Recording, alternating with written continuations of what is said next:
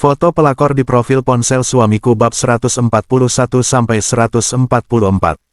Serani Gunawan, seorang wanita yang lebih memilih bercerai daripada terus dikhianati oleh Agung suaminya, serta diperlakukan tidak baik oleh mertua dan kakak iparnya.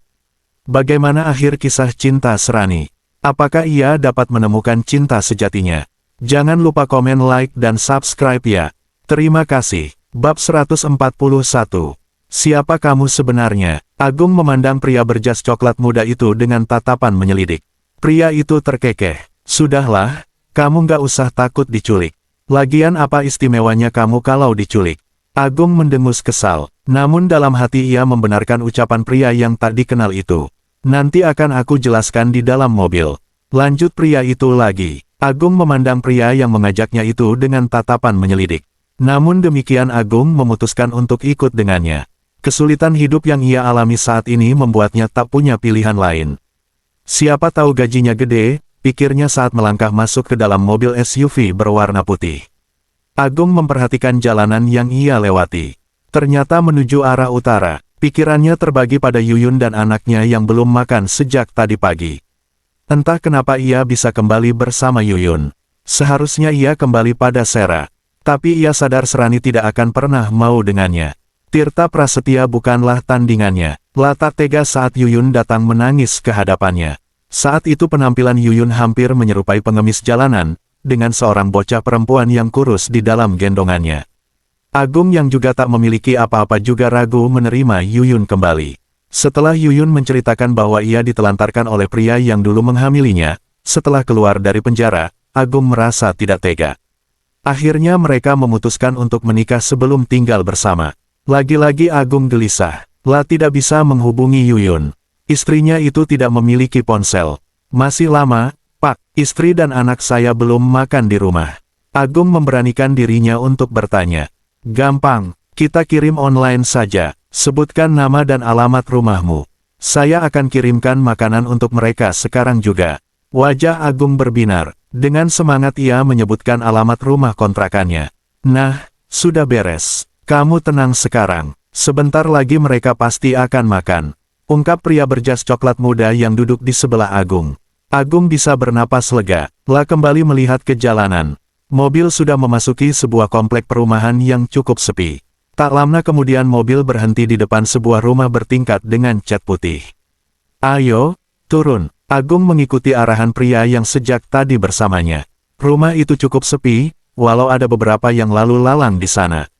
Agung menduga rumah itu seperti kantor ilegal, tepatnya markas, sebuah ruangan yang mirip ruang kerja seorang pimpinan, di mana saat ini Agung berada. Silakan duduk, kenalkan saya Ronald. Pria berjas coklat muda itu baru saja memperkenalkan diri. Apa pekerjaanku? Cepat bilang. Seru Agung tak sabaran. Pria bernama Ronald itu terkekeh. Aku hanya ingin kamu mengganggu hidup seorang wanita bernama Serani. Buat hidupnya kacau. Pastikan dia tidak bisa pergi menyusul suaminya ke Amerika. Apa, Serani? Mata Agung membola saat mendengar nama mantan istrinya itu. Ya, angguk Ronald. Memangnya kemana si bule itu? Untuk apa suami Sera ke Amerika? Agung tidak mengerti. Tirta Prasetya baru saja menikah dengan wanita pilihan keluarganya di Austin. Tentunya ini tanpa sepengetahuan Serani, jelas Ronald dengan wajah prihatin. Apa, kurang ajar, geram Agung setengah berteriak. Lalu siapa sebenarnya kamu? Apa hubunganmu dengan si Tirta itu? Tanya Agung menyipitkan matanya. Tidak perlu tahu siapa saya. Yang pasti, saya tidak mau jika Serani menyusul suaminya. Agung nampak berpikir sebentar. Apa lagi yang kamu pikirkan? Sejak 1 jam yang lalu kamu sudah memutuskannya. Tegas Ronald dengan tatapan tajam. Bagaimana jika Sera melaporkan aku ke polisi? Sudah aku bilang, aku nggak mau masuk penjara lagi. Suara Agung tak kalah tegasnya. Kamu mau coba-coba menolak pekerjaan ini? Coba lihat ini. Ronald mengarahkan layar ponselnya agar dapat dilihat oleh Agung. Jantung Agung berdetak lebih cepat saat melihat Yuyun dan putrinya sedang makan dengan lahap. Saya tidak jamin mereka akan selamat malam ini. Brengsek, kalian menjebakku, umpat Agung dengan wajah menggelap. Namun nyalinya seketika ciut saat beberapa orang bertubuh kekar masuk ke ruangan itu. Bagaimana, masih mau membantah? Ada rasa penyesalan di hati Agung saat ini. Seharusnya sejak awal ia menolak pekerjaan ini. Walau hubungannya dengan Yuyun sudah tidak seperti dulu, Agung tidak tega dengan Chika, putri Yuyun yang baru berusia 2 tahun. Setiap melihat Chika, Agung selalu teringat dengan Giska, putri yang sudah ia sia-siakan. Agung menghela napas panjang. Ia pasrah. Jadi, apa yang harus aku lakukan sekarang? Tanyanya dengan wajah tertunduk. Ronald tertawa senang, akhirnya Agung menyerah juga. Buat Serani tidak jadi pergi menyusul Tirta. Buat kacau hidupnya. Baiklah, balas Agung cepat. Walaupun ia masih memikirkan cara apa yang tepat untuk masuk ke dalam kehidupan Sera lagi. Apa aku sudah boleh pulang? Tanya Agung kemudian. Oh, silakan. Ini ambillah sebagai uang muka. Agung yang semula ragu, akhirnya meraih sebuah amplop coklat. Ah, lumayan buat makan, pikirnya. Mana ponselmu? Pinta Ronald sambil mengulurkan tangannya. Kamu harus mengabariku setiap hari. Agung menyodorkan ponselnya. Ronald menyimpan nomornya di sana. La juga menyimpan nomor ponsel Agung. Setelahnya Agung bergegas pergi dari rumah itu. Cukup lama pria berjambang tipis itu berdiri di tepi jalan menunggu angkutan umum. Namun, ternyata sama sekali tidak ada yang lewat. Hanya mobil pribadi yang lalu lalang sejak tadi. Akhirnya Agung memutuskan untuk pulang dengan ojek online. Dalam waktu 20 menit dia tiba di rumah kontrakannya. Gimana, Mas? Dapat kerjaan? Enggak, cerocos Yuyun saat Agung baru saja muncul di pintu.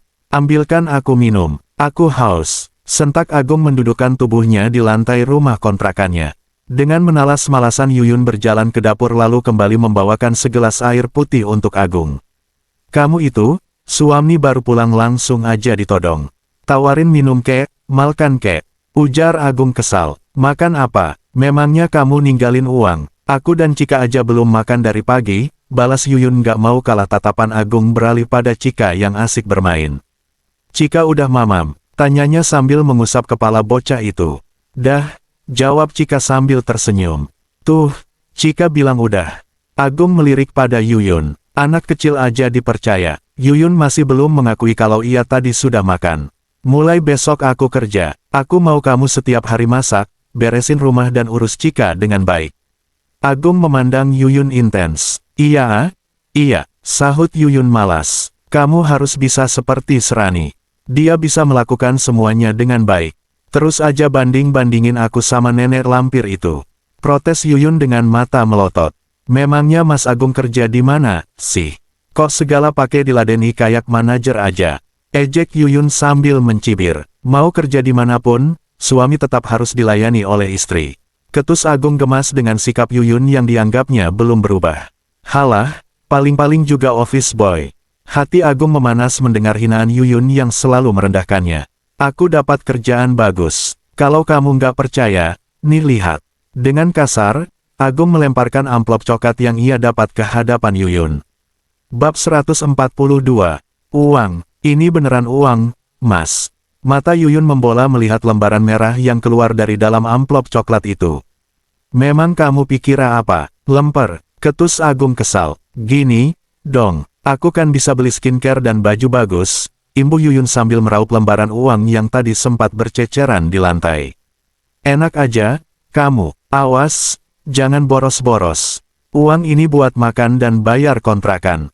Sisihkan untuk keperluan mendesak. Chika masih kecil. Jika tiba-tiba dia sakit, kita harus punya simpanan, jelas Agung dengan mendelikkan matanya pada Yuyun.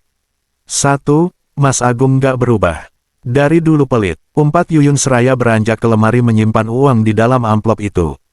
Agung hanya bisa mengempas napas kasar melihat tingkah Yuyun yang selalu membuatnya naik darah. Malam itu Agung memutuskan hanya minum teh dan makan sisa nasi kemarin dengan kerupuk yang ada di meja saja. Sementara Yuyun membeli nasi bungkus untuknya dan Chika. Agung memikirkan bagaimana caranya untuk bisa masuk ke rumah Sera. Andai kemarin diterima kerja di perusahaan Sera, sudah pasti ia tidak akan sebingung ini. Sebenarnya pria itu sudah tidak mau lagi berbuat jahat. Ia hanya butuh pekerjaan. Namun setelah mendengar ucapan Ronald bahwa Tirta menikah lagi, Agung merasa tugasnya ini justru membantu Sera. 1. Kasihan Sera. La pasti kecewa jika tahu kelakuan suaminya. Sebaiknya aku ikut menjaga Sera dan anak-anak. Dia pasti kesepian, batin Agung dengan senyum. Samarnya, Mas Agung, ngelamun terus. Tidur, yuk, katanya besok sudah mulai kerja. Sapa Yuyun yang baru saja menidurkan Cika. Cika udah tidur, tanya Agung melirik Yuyun yang menggunakan daster tipis tanpa lengan. Udah, yuk, sekarang kita yang tidur. Ajak Yuyun sambil memeluk suaminya. Agung tersenyum memahami keinginan Yuyun. Hampir setiap malam ia memenuhi hasrat istrinya itu dengan senang hati. Hanya itu hiburan yang mereka miliki saat ini.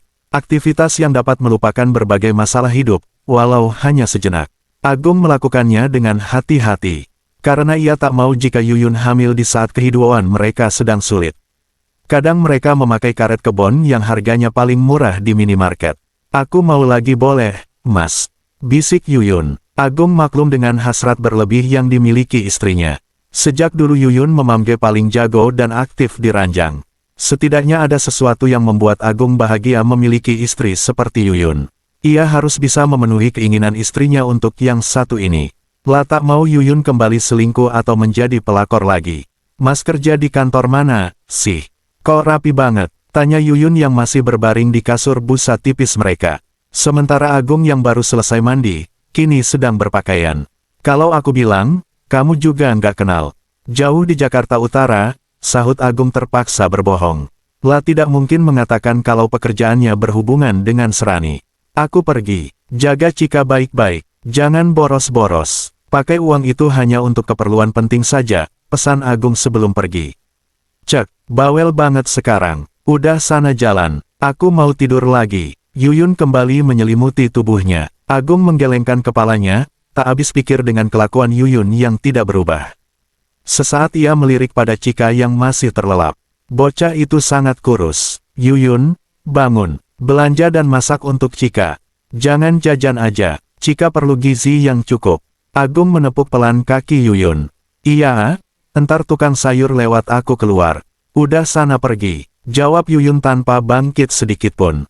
Agung menghempas napas kasar, semoga saja apa yang dikatakan Yuyun benar. Pria berjambang tipis itu akhirnya keluar dari rumah kontrakannya menuju jalan raya. Lah hendak naik angkutan umum menuju rumah Sera.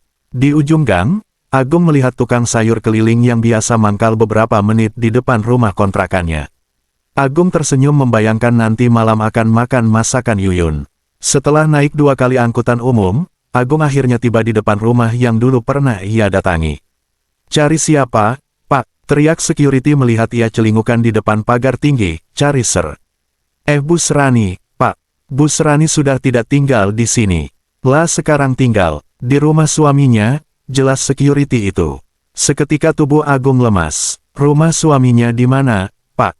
Tanya Agung lagi. Saya tidak tahu, sahut security itu. Oh, ya sudah, terima kasih. Agung merasa pikirannya buntu, ia mulai mengayunkan langkahnya hendak pergi dari rumah itu. Tunggu, langkah Agung terhenti mendengar suara seorang wanita memanggilnya. Hei, kamu siapanya Sera? Mau apa ketemu Sera? Tanya wanita paruh baya itu. Agung mendekat menghampiri. Wanita itu, saya Agung, Bu. Mantan suami Sera, ayahnya Giska. Saya ada perlu mau bicara dengan Sera, Bu. Oh, kamu ternyata mantan suaminya Sera. Agung mengangguk bangga. Saya Selin, ibunya Arif. Ayo masuk dulu. Ajak Selin yang sangat ingin tahu tentang kehidupan Serani. Agung menurut. Ia masuk dan duduk di teras bersama Sel Satune. Tak lama kemudian ada Art yang membawakan minuman dan cemilan untuk Agung. Kenapa nggak balik lagi sama Sera? Kasian dia, kabarnya dia disia-siain sama suami barunya. Baru aja nikah sudah ditinggal pergi. Selin mulai memancing pembicaraan Agung. Jadi, ternyata benar Tirta menikah lagi di luar negeri, Bu.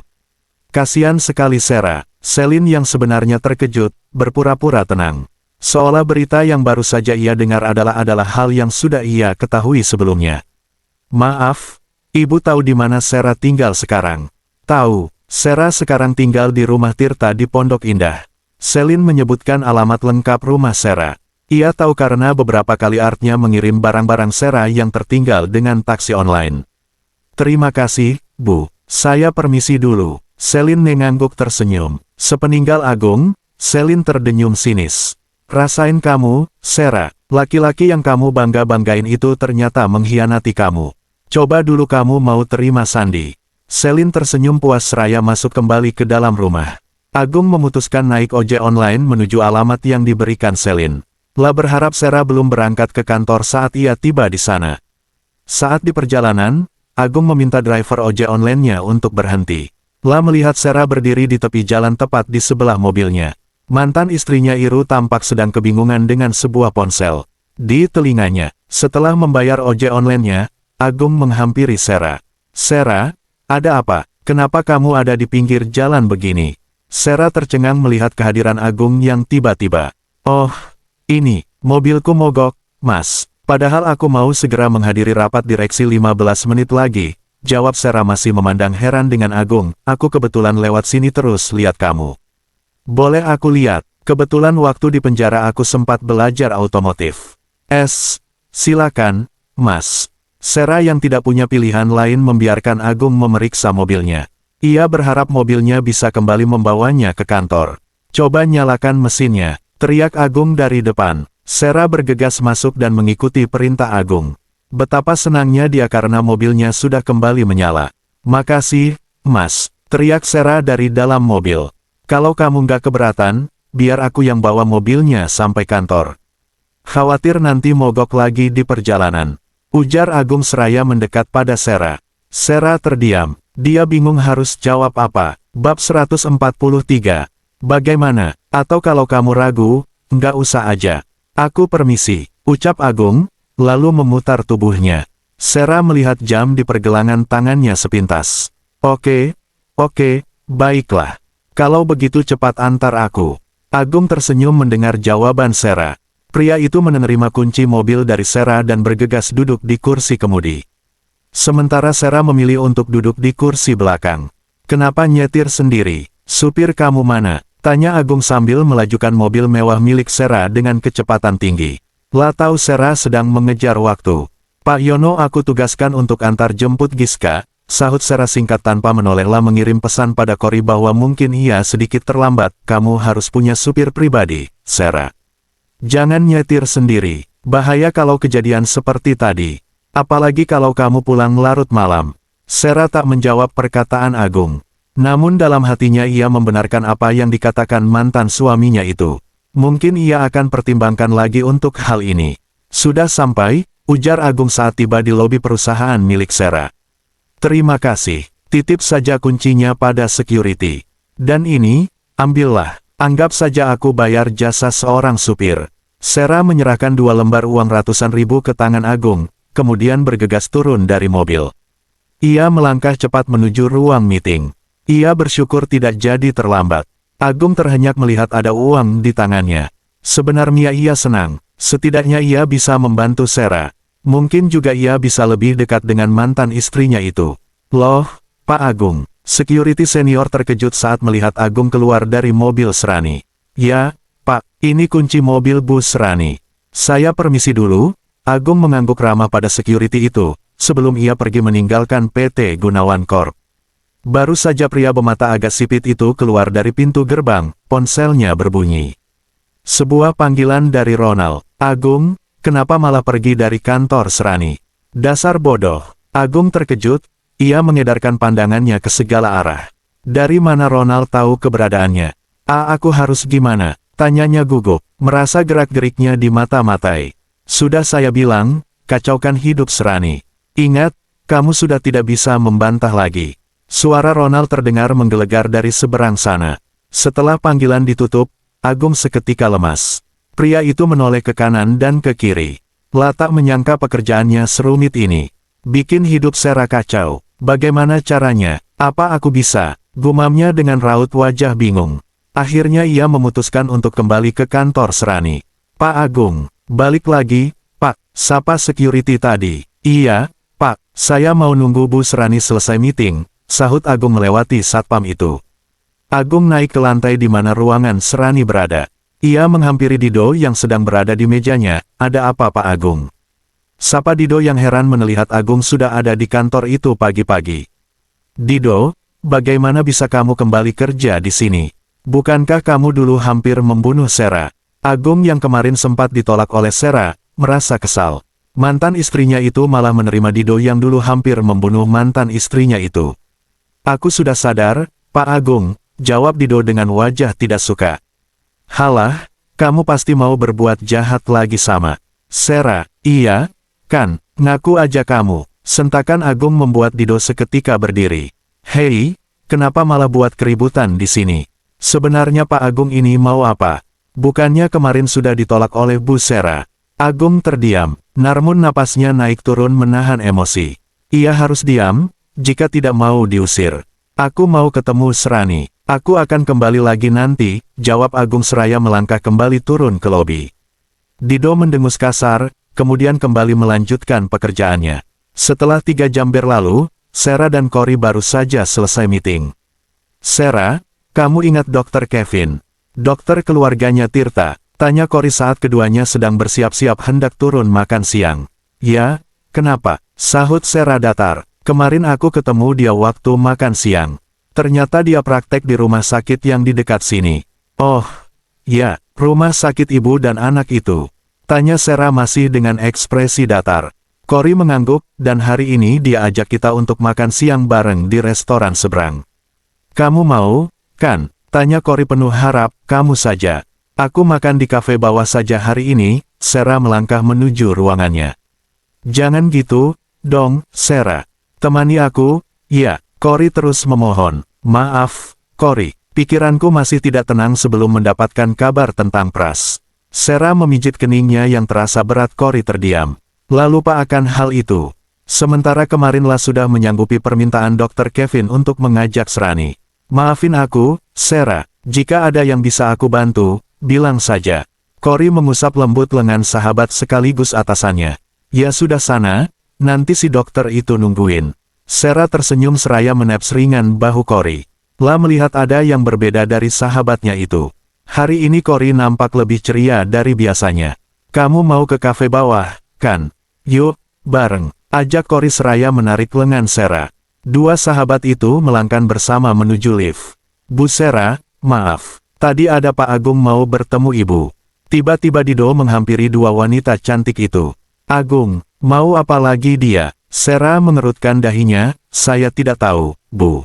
Tapi dia bilang mau kembali lagi nanti. Saya harap Bu Sera hati-hati. Mungkin saja dia kembali akan menyakiti ibu.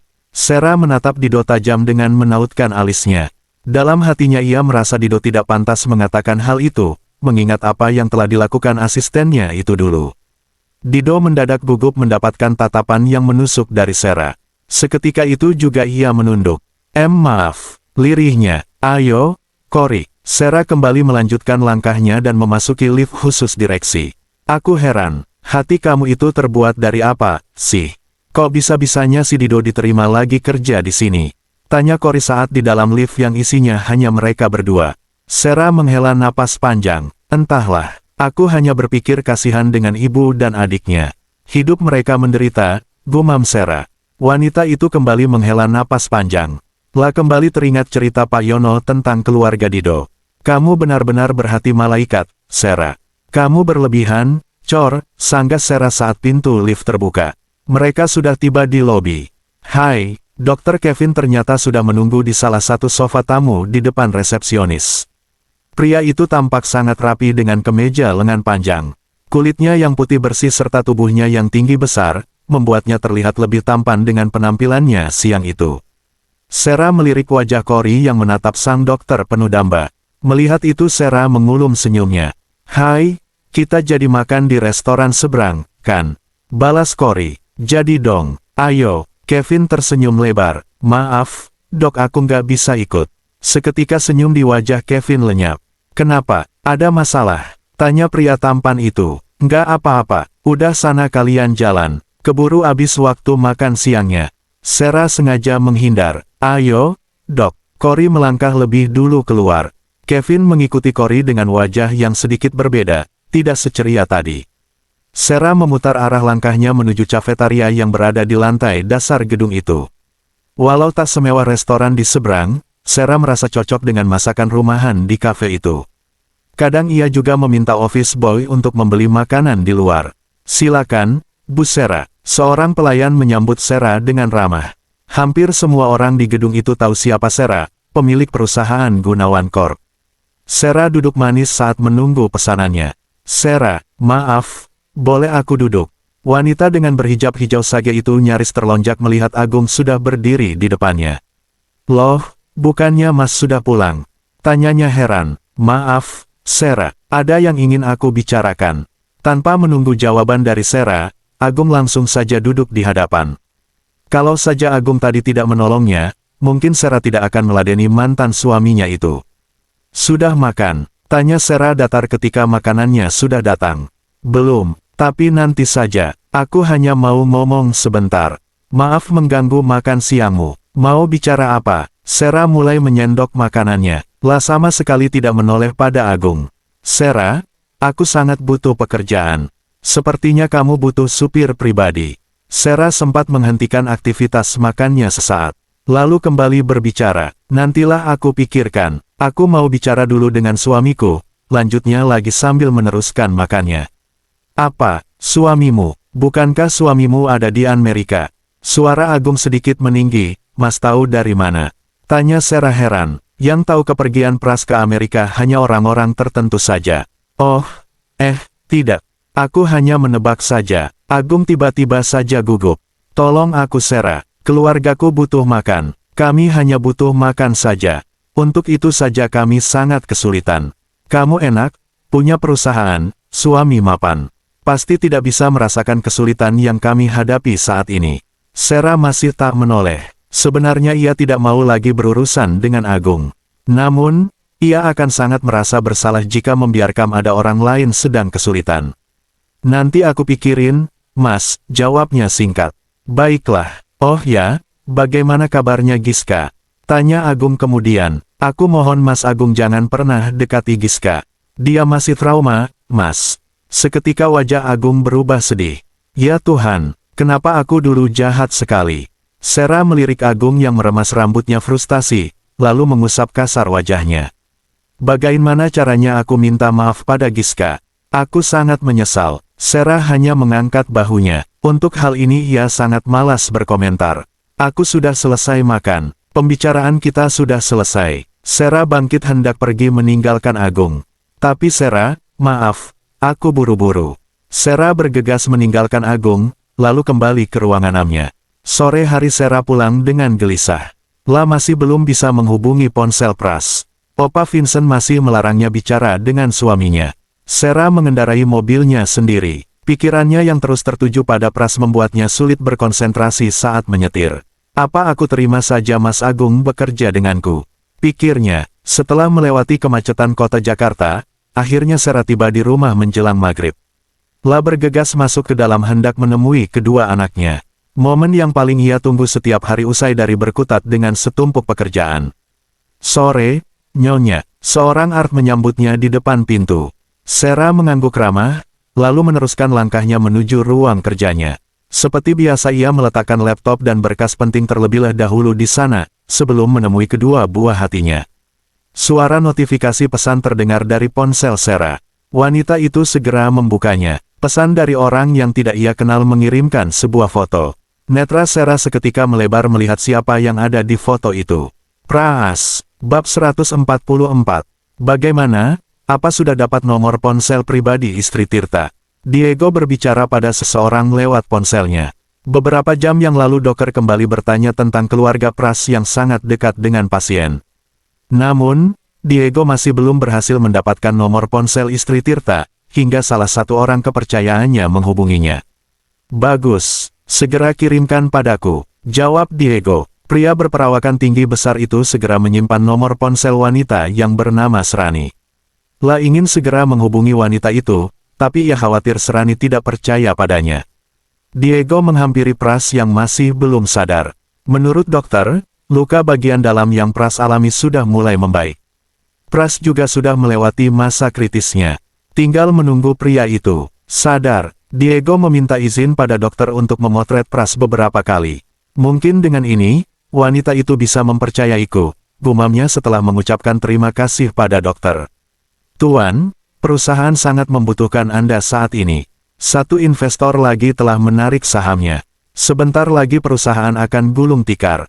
Seseorang datang menghampiri. Diego mengumpat habis-habisan. Sial, Siapa yang melakukan ini? Diego tahu, sejak awal dialah yang dicurigai oleh Pras dan Vincent. Karena memang dialah yang mengetahui segala sesuatu tentang perusahaan. Sepertinya ada yang sengaja ingin menyingkirkanku, geramnya. 1. Ayo, kita ke kantor. Diego kembali fokus pada perusahaan. Melupakan sejenak untuk menghubungi Srani. Karena perusahaan sangat memerlukan dirinya saat ini. Di kantor, Diego masuk ke dalam ruangan Pras. Aku yakin Tirta punya jalan keluar untuk menyelamatkan perusahaan. Perhitungannya tidak pernah meleset. Diego mendekati laptop Pras yang masih tergeletak di meja dengan beberapa kertas. Pras pasti menyimpannya di sini. Diego mencoba membuka laptop Pras. Namun tiba-tiba seseorang masuk tanpa mengetuk pintu. 1. Hei, Diego. Apa-apaan kamu? Untuk apa? Kamu ada di ruangan Tirta. Apa yang kamu lakukan? Hah?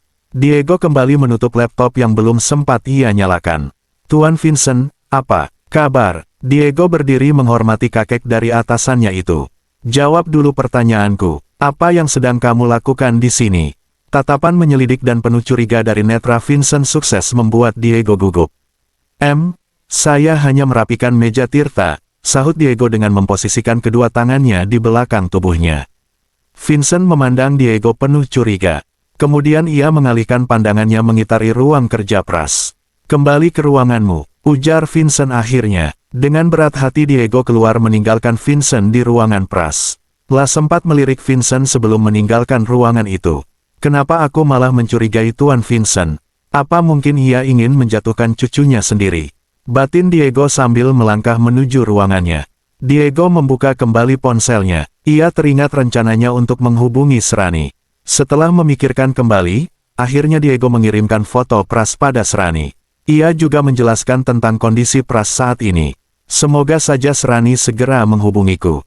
Gumam Diego. Sementara itu di kediaman Srani di Jakarta, Loli kebingungan menemukan Sera jatuh pingsan dengan ponselnya berantakan di lantai ruang kerjanya. Bawa ke kamar tamu saja dulu.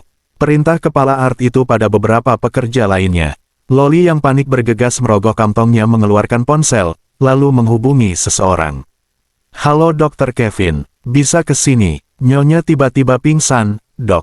Oke baik, saya segera ke sana. Dr. Kevin yang kebetulan sedang di perjalanan menuju rumahnya, segera menambah kecepatan mobilnya dan langsung menuju rumah Sera. Silakan masuk, dok. Nyonya Sera ada di kamar tamu. Dr. Kevin mengangguk, lalu mengikuti langkah Loli. Ia melihat Sera sudah sadar, namun wajahnya sangat pucat. Ia memeriksa kondisi Sera ditemani dua orang Art. Sementara Loli kembali ke ruang kerja Sera dan mengumpulkan ponsel Sera yang tadi sempat jatuh berantakan. Kepala Art itu mencoba membetulkannya. Ada masalah, mungkin aku bisa bantu, tanya Dr. Kevin setelah selesai memeriksa keadaan Sera. Sera duduk bersandar pada headboard ranjang. Lalu meneguk segelas air putih yang diberikan oleh Artnya. Maaf, dok. Apa tadi saya pingsan? Ya, Loli memanggil saya karena khawatir. Sebenarnya ada apa? Dr. Kevin berdiri tak jauh dari ranjang Sera, dengan kedua tangannya masuk ke dalam saku celana. Sera mulai mengingat-ingat apa yang terjadi. Oh ya, ponselku mana? Tiba-tiba Sera menanyakan ponselnya. Teringat, setelah melihat foto Pras yang dikirim oleh seseorang yang tidak dikenal, ia merasa pusing lalu tak ingat apa-apa. Lagi, ini ponsel nyonya. Loli menyerahkan ponsel yang sudah kembali ke bentuk semula. Sera segera menyalakan ponselnya dan membaca ulang pesan dari pengirim tak dikenal itu. Dokter, apa ini bisa dicek kebenarannya? Sera memperlihatkan foto dan pesan itu pada Dr. Kevin. Bisa, kebetulan ada teman saya yang juga seorang dokter dan bekerja di rumah sakit yang ada pada keterangan di foto itu. Sebentar saya coba menghubunginya. Dr. Kevin melangkah keluar untuk berbicara dengan temannya. Sera menunggu di kamar. Belum berani menghubungi pengirim pesan itu sebelum mengetahui kebenarannya. Dr. Kevin cukup lama bicara dengan temannya. Memilih menelpon temannya di teras depan karena ingin mengetahui kondisi Pras lebih detail. Sera menunggu dengan jantung berdebar. Berharap semua ini tidak benar. Ia ingin Pras di sana baik-baik saja. Langkah Dr. Kevin terdengar mendekat. Sera semakin cemas dan berdebar. Bagaimana, dok? Itu tidak benar, kan? Dr. Kevin terdiam memandang wajah Sera dengan iba. Ia menghela napas panjang sesaat. Maaf, saya harus menyampaikan ini. Berita itu benar. Ya Tuhan, Pras, apa yang sebenarnya terjadi? Lolos sudah air mata yang sejak ia tahan. Sarah menangis seraya menutupi wajahnya. Sebaiknya Bu Sarah menghubungi pengirim pesan itu secepatnya. Sarah membenarkan saran Dr. Kevin. La menarik napas panjang agar lebih tenang. Lalu meraih tisu untuk membersihkan wajahnya. Setelah merasa lebih tenang, Sarah mulai melakukan panggilan. Halo, saya Serani. Apa benar ini dengan Tuan Diego? Ya Tuhan, syukurlah. Akhirnya Anda menghubungiku. Tirta sangat butuh kehadiran Anda di sini. Dokter bilang, mungkin dengan mendengar suara Anda, Tirta akan sadar. Apa yang terjadi pada suami saya? Apa di kecelakaan? Tanya Sarah penasaran. Tirta diserang oleh sekelompok orang, sahut Diego.